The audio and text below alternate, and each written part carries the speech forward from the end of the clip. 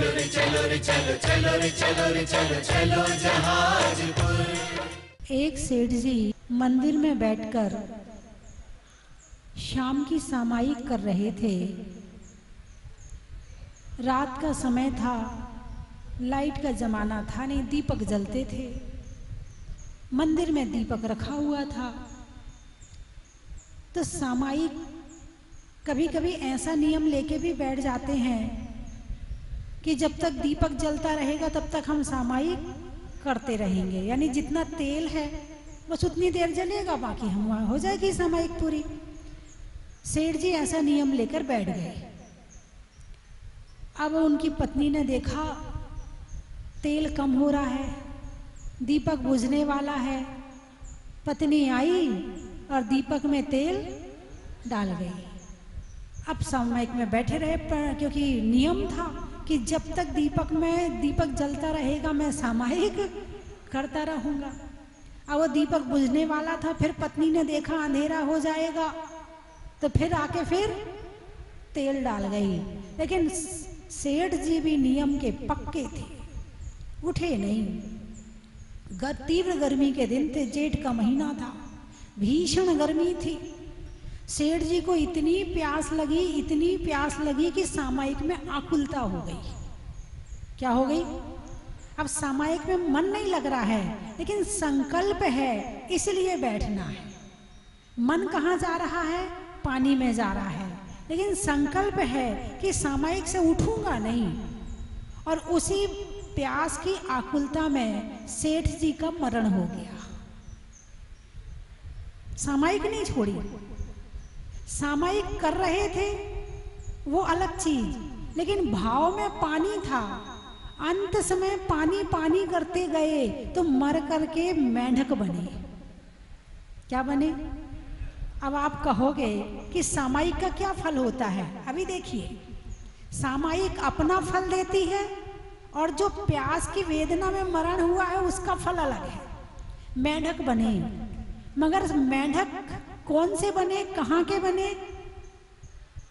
वो मेंढक बने जहां के पास में भगवान महावीर का समोशरण आने वाला है। कहाँ के मेंढक बने? जहां प्रभु दर्शन देने वाले हैं, जहां उसका उद्धार होने वाला है। सामायिक अपना फल खत्म नहीं करेगी, करेगी जरूर। अब कुएं में वहां मेंढक बन गए, कुएं के पास में। अब वहां उनकी पत्नी पानी भरने के लिए आती, तो वो मेंढक बार बार उछल के वो पत्नी के पास जाता। पुराने संस्कार हैं। जिस जन्म में जो काम जैसा करोगे, ये संस्कार जन्म जन्म तक चलेंगे, ये ध्यान रखना। ये संस्कार कभी खत्म नहीं होते हैं। इन संस्कारों की एक बात बताऊं आपको, सच्ची घटना बताऊं। मैं जहाजपुर में थी, एक मुस्लिम परिवार आया। कौन? मुस्लिम परिवार। अब मुझे लगा पता नहीं ये क्यों आए हैं, क्या कारण है आने का। तो पति बोले मेरी पत्नी को कोई जैन व्यंतर लगा हुआ है। कौन लगा हुआ है? पत्नी को जैन व्यंतर लगा हुआ है। यदि घर में हम गंदी चीज लाते हैं तो ये व्यंतर उभर के आ जाता है और घर का सारा सामान फेंकना शुरू कर देता है। इसके कारण से हम लोग गंदी चीज घर में नहीं ला पाते। संस्कार जैन था, व्यंतर बन गया, लेकिन संस्कार नहीं गए। बात समझ में आई कि नहीं आई? जैन था, गंदी चीज के प्रति उसकी अनासक्ति थी, उसकी छोड़ थी, मन में ग्लानि थी, उसका त्याग था। भले वो व्यंतर बन गया, लेकिन वो जिसको लगा है उसके घर को भी शुद्ध कर दिया। ये है संस्कार। इसलिए अपने जीवन में अच्छे संस्कार डालो, क्योंकि ये जन्म जन्म में साथ जाने वाली चीज है। घर यहीं रह जाएगा, महल यहीं रह जाएंगे, मकान, पत्नी, बच्चे सब यहीं रह जाएंगे तो साथ में संस्कार जाएंगे। और इन संस्कारों की महिमा को आप जानते हैं कि राजा श्रेयांश ने और राजा सोम ने पिछले जन्म में कई भाव पहले मुनि राजों को आहार दिया था। और वो संस्कार जाति स्मरण बन के जब काम आए तो भगवान आदिनाथ को आहार दिया। इसलिए जितने गलत बोलने के बातें हैं, जितने गलत विचार हैं, जितने गलत काम हैं, मत करो। गलत करोगे गलत साथ जाएगा, अच्छा करोगे अच्छा साथ जाएगा। अब पत्नी ने किसी मुनिराज से पूछा कि ये मेंढक मेरी गोद में बार बार उछल के आता है। बोले पिछले जन्म का पति है तुम्हारा और इस कारण से वो मेंढक बन गया है, लेकिन इसका उद्धार जल्दी होगा। सामायिक अपना असर दिखाए बिना छोड़ेगी नहीं। धर्म अपना असर दिखाएगा और कर्म अपना असर दिखाएगा। यदि कर्म किया है तो उसका फल भी बेकार नहीं जाएगा, और धर्म किया है तो उसका फल भी बेकार नहीं जाएगा। अब वो मेंढक कुएं के किनारे बैठा हुआ है, पास में एक सरोवर भी है, वहां से लोग जा रहे हैं। उसी पहाड़ पर भगवान महावीर का सम्मोचरण आया। अब सारे लोग जा रहे हैं, आपस में बातें कर रहे, जल्दी चल, भगवान महावीर का सम्मोचरण में उनकी दिव्य ध्वनि खिर जाएगी, हम रहने सुनने से वंचित रह जाएंगे, जल्दी चल।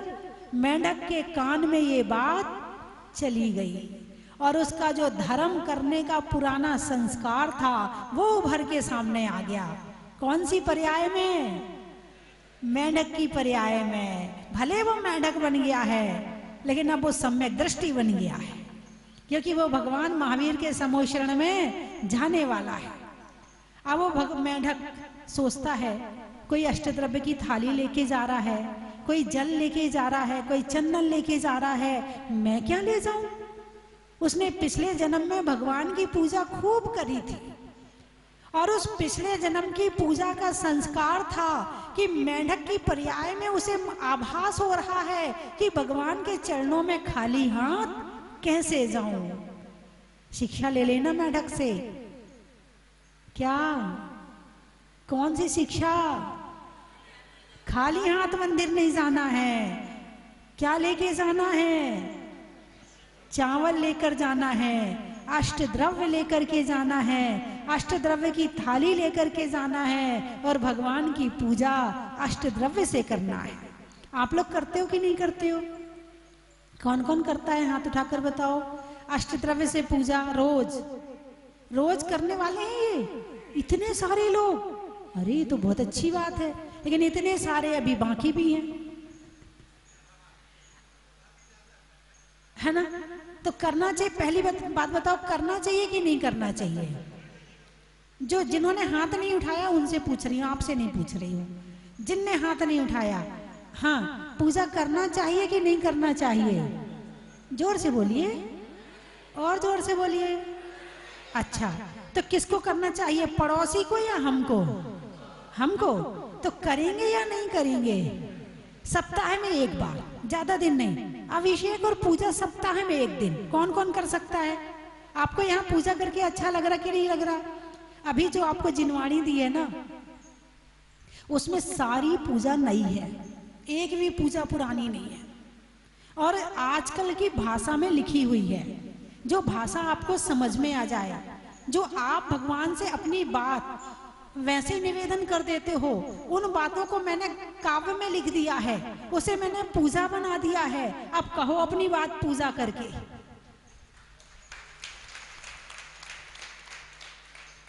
सिद्ध पूजा में लिखा है, सीधा सरल है मुक्ति जाना, कठिन यह संसार है, निज धर्म तो है सरल किंतु कठिन मायाचार है।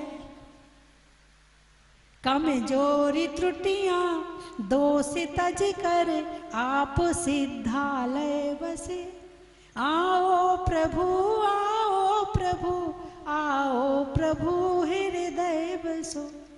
अच्छा लगा कि नहीं लगा? ऐसे ये नहीं, ऐसी बहुत सारी पूजा हैं। जो पूजा करोगे आपको लगेगा अच्छा ये भी अच्छी लग रही है, फिर दूसरी को अच्छा ये भी अच्छी लग रही है, फिर 24 तीर्थंकर की 24 पूजाएं हैं, अच्छा ये भी अच्छी लग रही है। आपको ऐसा लगेगा पूजा करते रहो, क्योंकि आप लोगों को जब तक किसी चीज में स्वाद ना आए तब तक आप वो काम नहीं करते हो, इसलिए मैंने स्वाद वाली पूजाएं लिख दी हैं। और सही बात है, पूजा किसको कहते हैं? पूजा ऐसा नहीं है अनादिकाल से जग में सुन जल सुचिता को मन ओम निशि देव से गुरंतर से इसका नाम पूजा नहीं है। जब तक तुम भावों के साथ भगवान से अटैच नहीं होगे तब तक पूजा पूरी नहीं होगी। एक एक शब्द पूजा का तुम्हारे अंदर उतरना चाहिए। आप लोग फिल्मी गाना गाते हो? अरे बोलिए ना, कौन कौन गाता है? हाथ उठाकर बताओ, अच्छे से हाथ उठाओ। हाँ, देख तो लूं कौन कौन गाता, किसके सुर अच्छे हैं। अच्छा, हाथ उठाइए। कुछ लोग तो इसलिए नहीं, अच्छा माता जी को पता चल जाएगा हम फिल्मी गाना गाते हैं। अच्छा, फिल्मी गाना कैसे गाते हैं? ऐसे गाते हैं अनादिकाल से जग में सुन जल से तक, ऐसे गाते हैं क्या?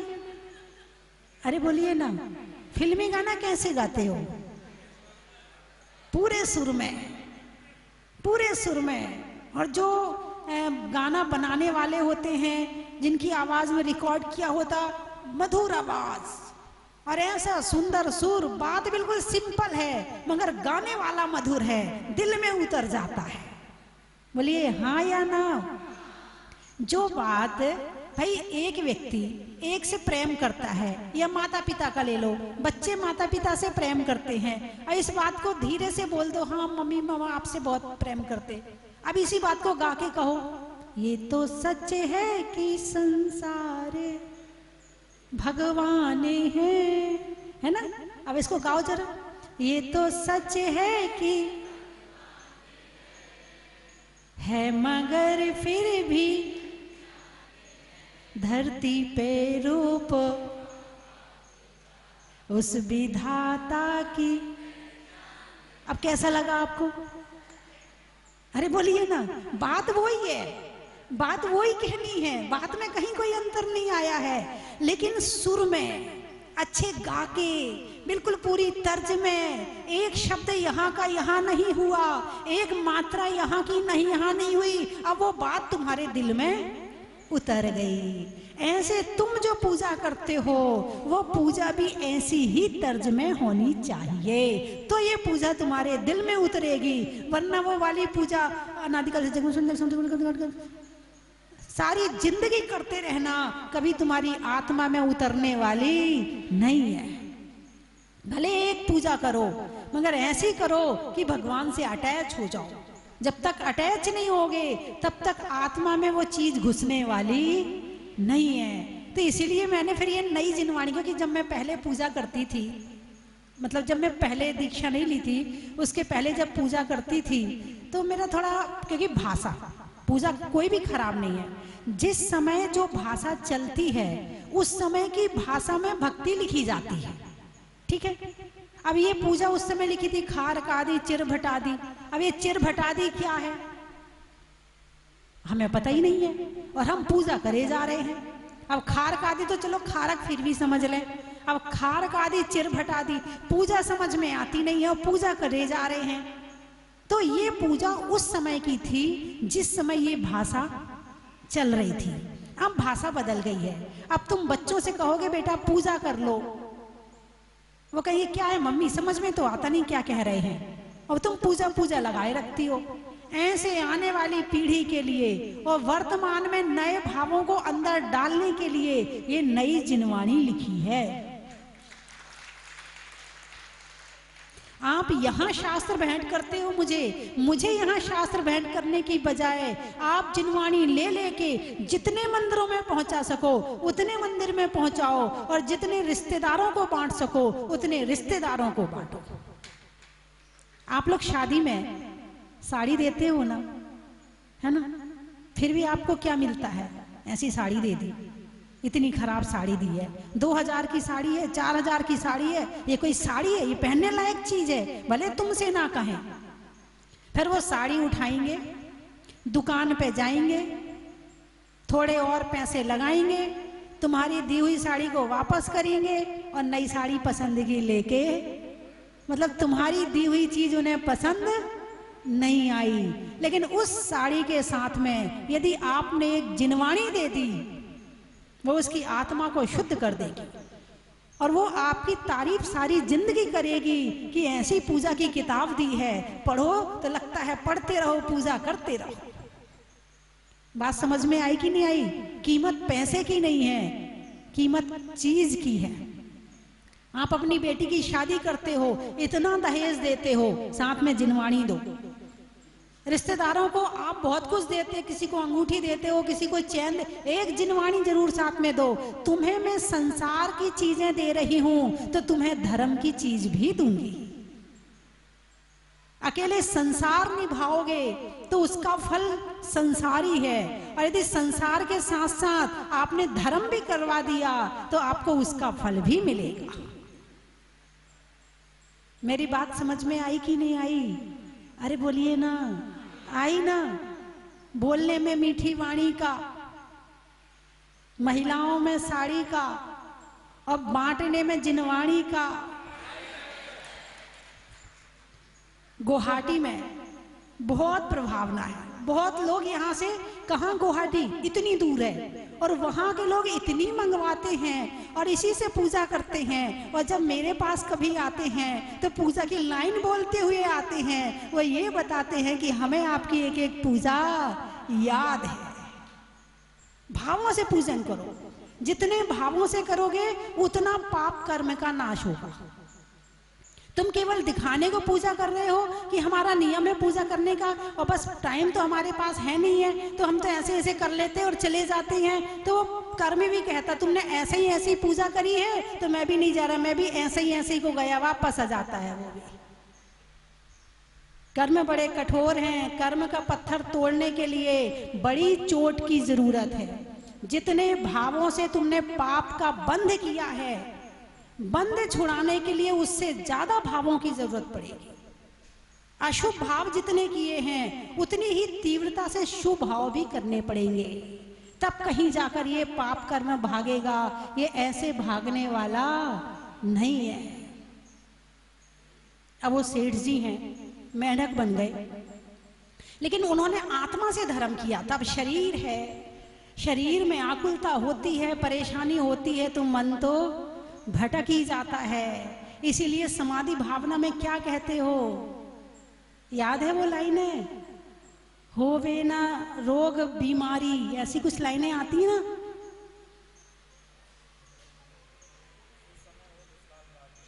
है कि कोई मेरे पे शरीर में बीमार, असहनीय वेदना ना आ जाए। यदि असहनीय वेदना आ जाएगी तो अच्छे अच्छे ज्ञानी भी उस समय गाफिल हो जाते हैं, क्योंकि शरीर सबसे करीब की चीज है। शरीर से सबसे ज्यादा मोह होता है, शरीर से ज्यादा तुम किसी से मोह नहीं करते हो।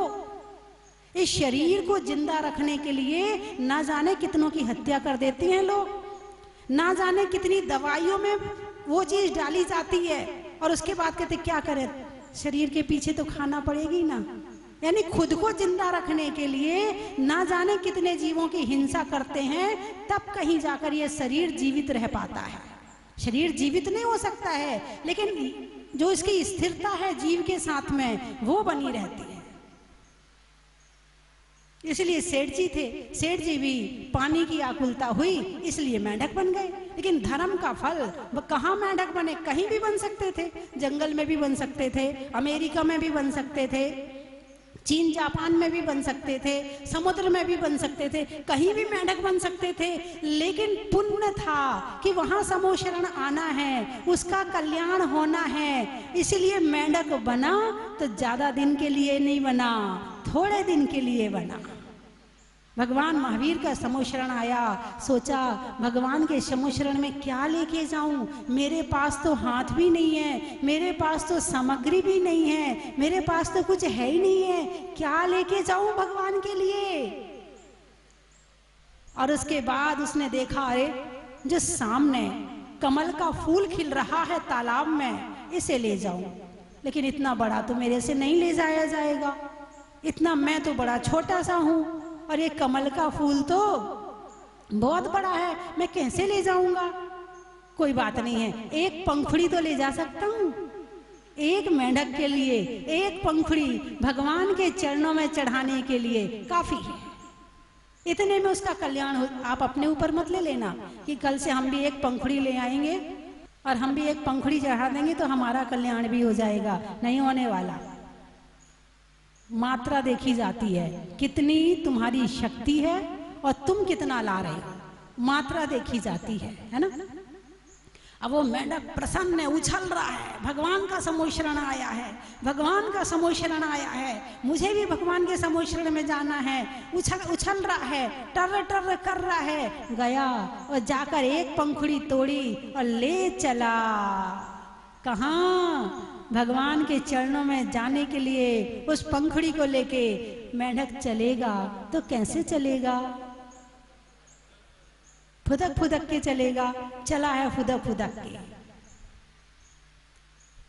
आप इस मेंढक की भक्ति तो देखिए।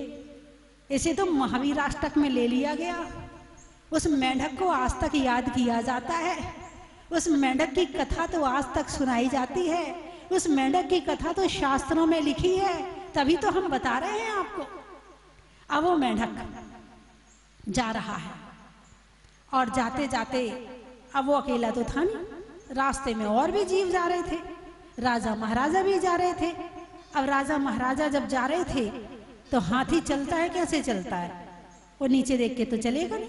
इतना ऊंचा हाथी, इतना बड़ा हाथी, आंखें लगी हैं ऊपर। अब वो जमीन को तो देखेगा नहीं, वो तो अपनी सूंड उठाई और अपने ऊपर देख के चला जा रहा है। उसने ये नहीं देखा कि भगवान का एक नन्हा सा भक्त वो भी भगवान के चरणों में अपनी श्रद्धा समर्पित करने के लिए जा रहा है। अब वो जा रहा है और हाथी आया और हाथी का पैर मेंढक के ऊपर पड़ा और मेंढक क्या हो गया?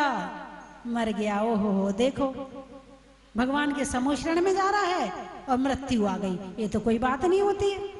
मंदिर जाते हुए तो कम से कम ऐसा काम नहीं होना चाहिए, लेकिन कभी कभी मृत्यु भी वरदान बन जाती है। क्या?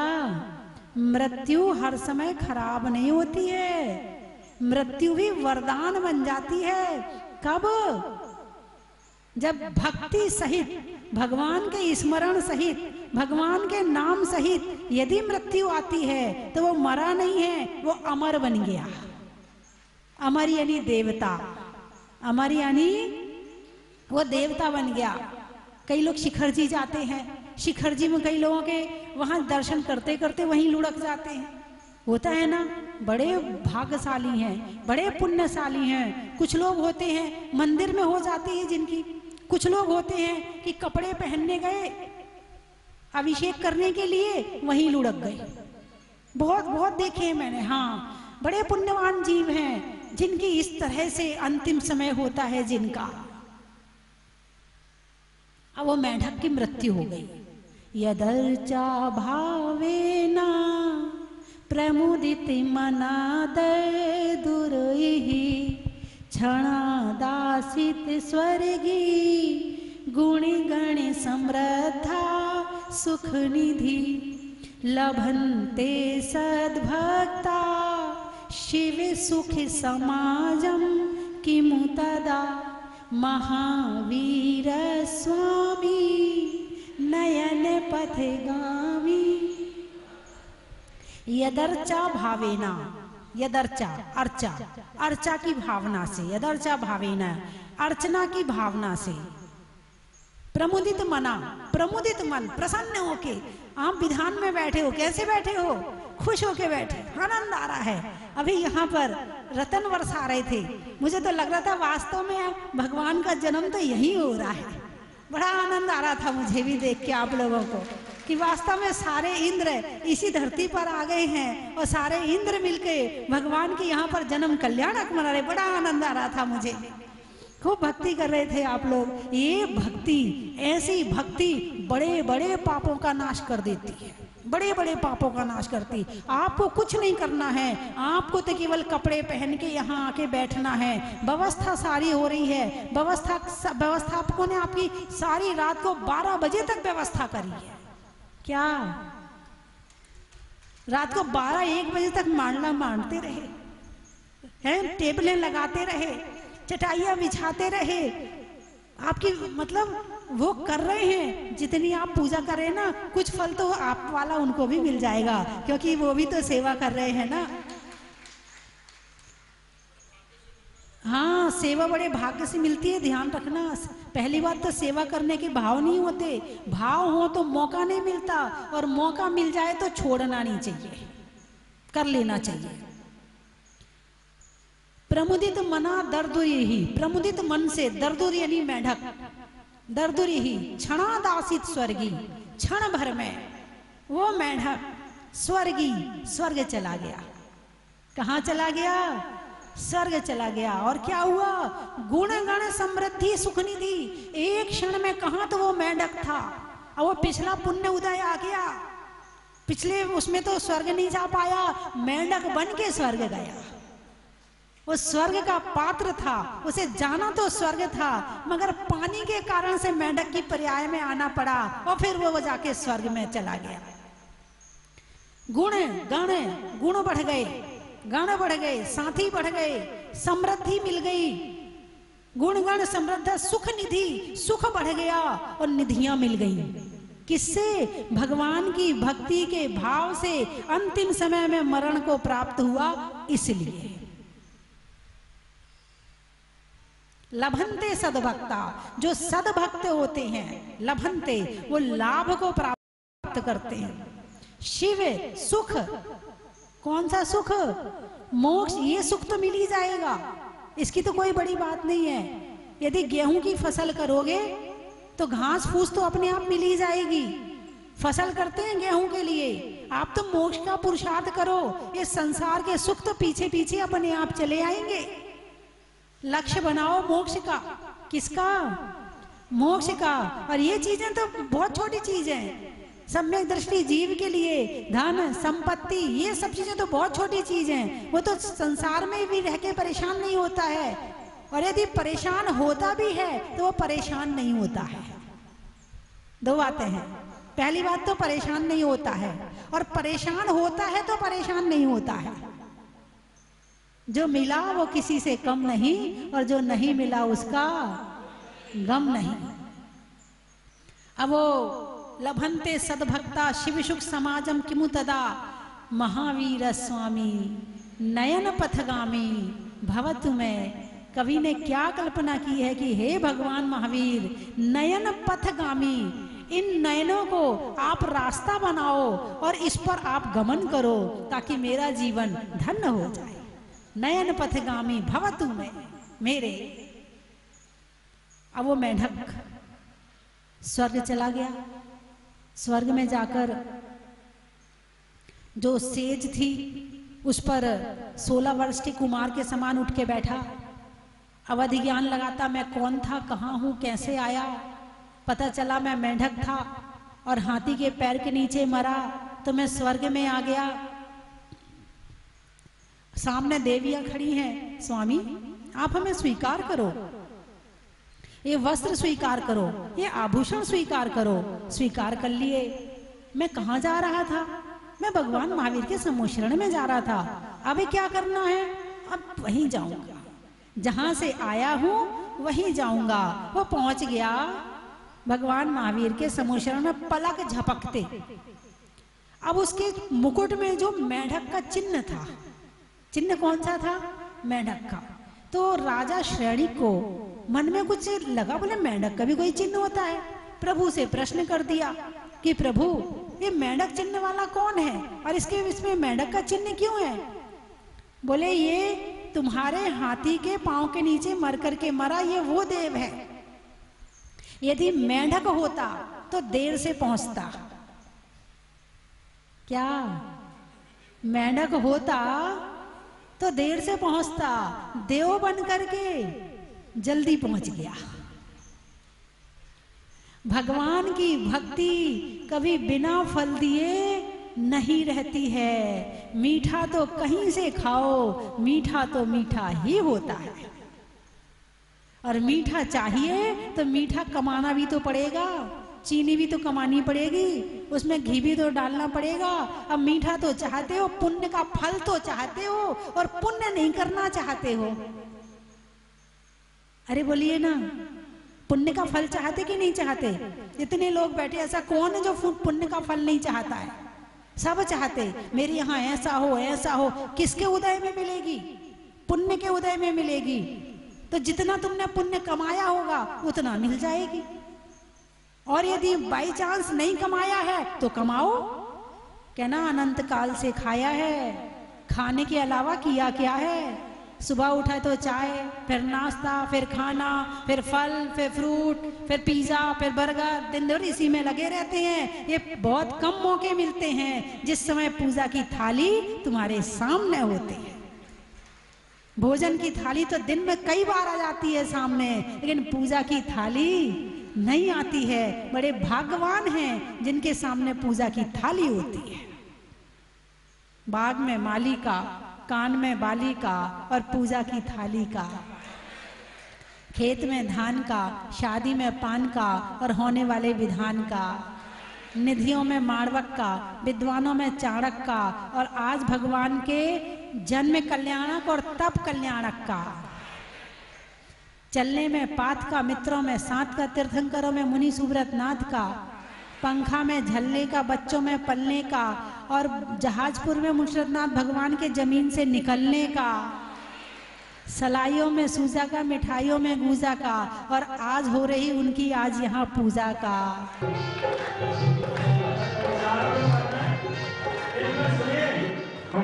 पैसा अभी नहीं हुआ आपका? हो गया?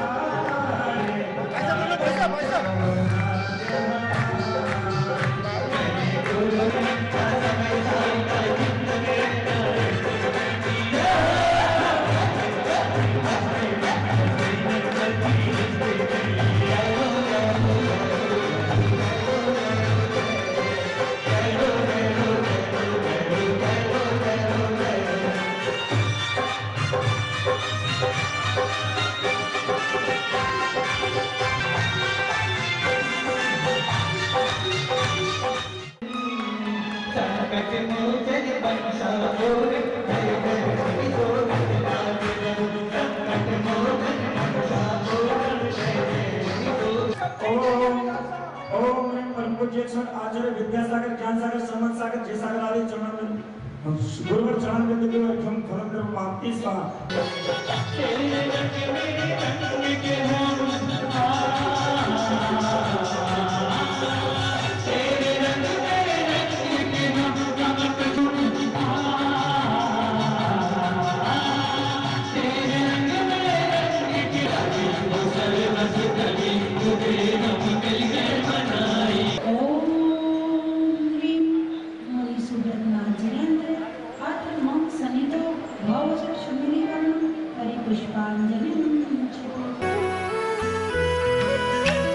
चन की थाल को सजाओ रे आज, रत्नों की थाल को भर लाओ रे आज। आओ आओ करे रे गुणगान आरती भगवन की। आओ आओ करे गुणगान आरती भगवन की। आओ आओ करे रे गुणगान आरती भगवन की।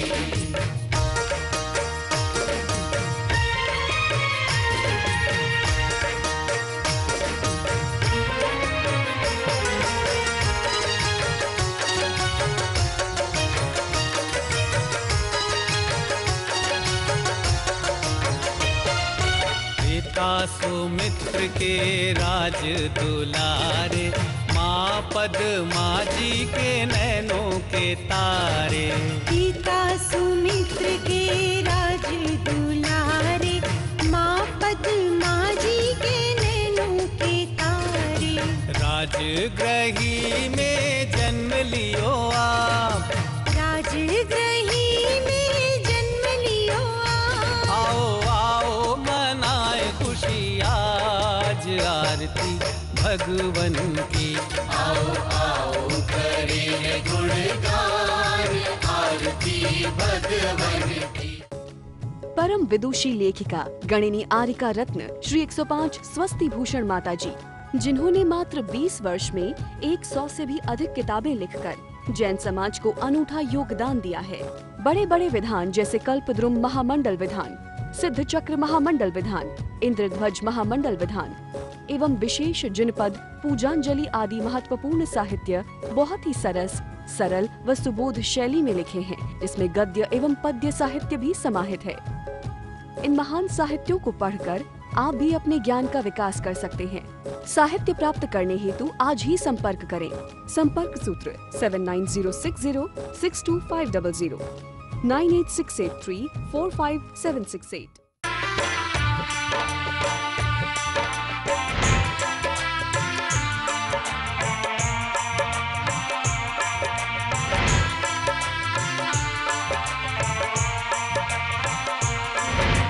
चलो रे चलो रे चलो चलो रे चलो रे चलो चलो जहाज को